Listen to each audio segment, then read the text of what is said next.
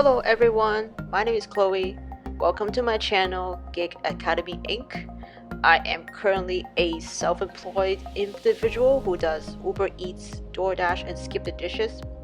And recently I started doing Instacart and Cornershop because restaurants in my market were starting to open up after the pandemic.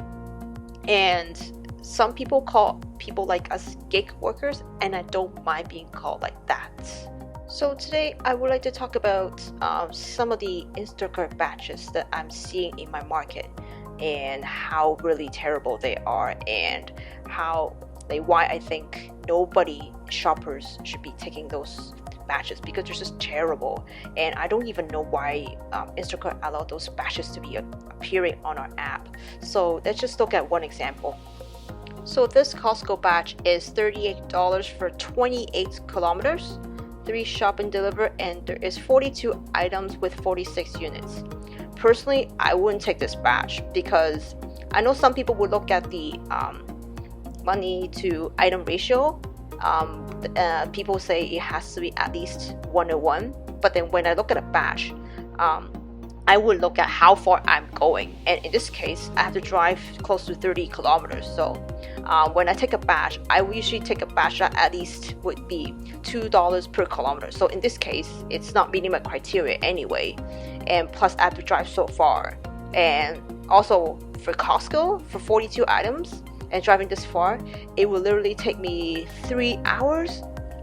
I would say 3 hours. So 3 hours for $38, is it worth it? Not really. That's like even just $10 an hour. So I wouldn't take this batch. Comment down below if you agree with me or not, if you're gonna take this crazy batch or not. Now here's another trash, in my opinion. It's trash. Take a look. So Walmart batch, $15 for 4 kilometers, but I have to shop for 32 items with 49 units. Well, when you look at the dollar to kilometer ratio, it's perfect because it's more than $2 per kilometer.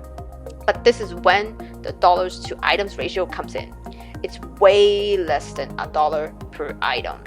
And I know this Walmart, 32 items would take me at least 30 to 40 minutes.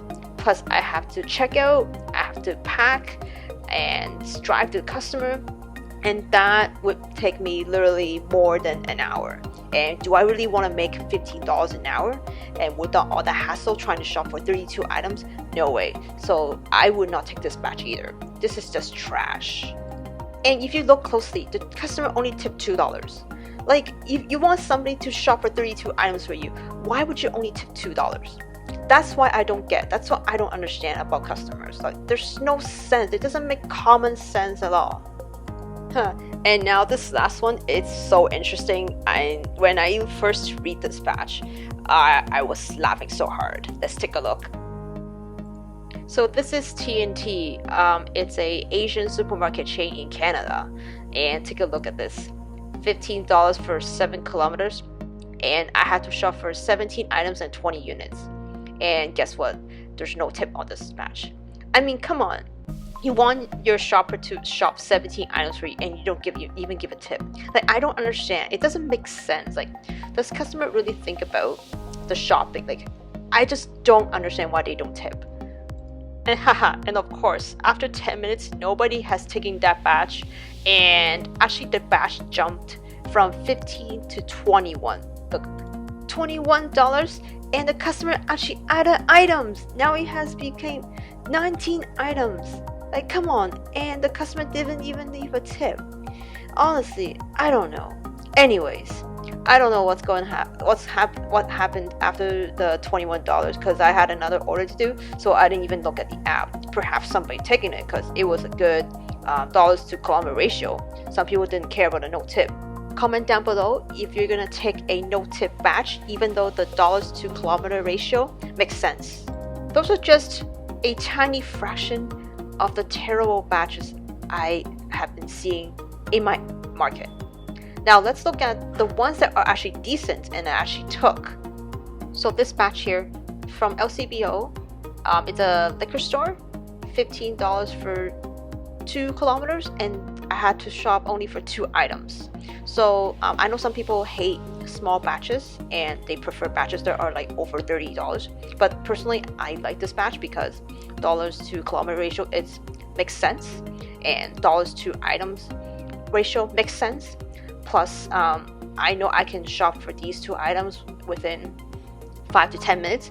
If I don't know where the item is, I can always ask the shop. And from my experience so far, pretty much all the shop's staff have been pretty nice and they are really helpful. So I can finish this batch within 15 minutes and I can make $15. So, and I know some people don't like alcohol delivery, but I don't mind it. And if you don't mind alcohol delivery, go ahead and take it. This is a perfect batch. So here's another one from LCBO. Check this out. $20 for almost 3 kilometers, and I have to only shop for 3 items. Again, dollars to kilometers ratio makes sense. Dollars to items ratio makes sense. And this whole order would take me probably around 15 to 20 minutes. So $20 in 15 minutes. Like I can make $20 in 15 minutes. Not too shabby. So this last batch is one of my biggest batch ever. $69, and it was only about 2 kilometers to the customer's house. And guess what? I had to only shop for 16 items, which is pretty rare for a $69 batch. And I was active for only an hour pretty much. And the reason why it's so big because the customer tipped me $52. I was very delighted that day and I couldn't believe I actually got that batch.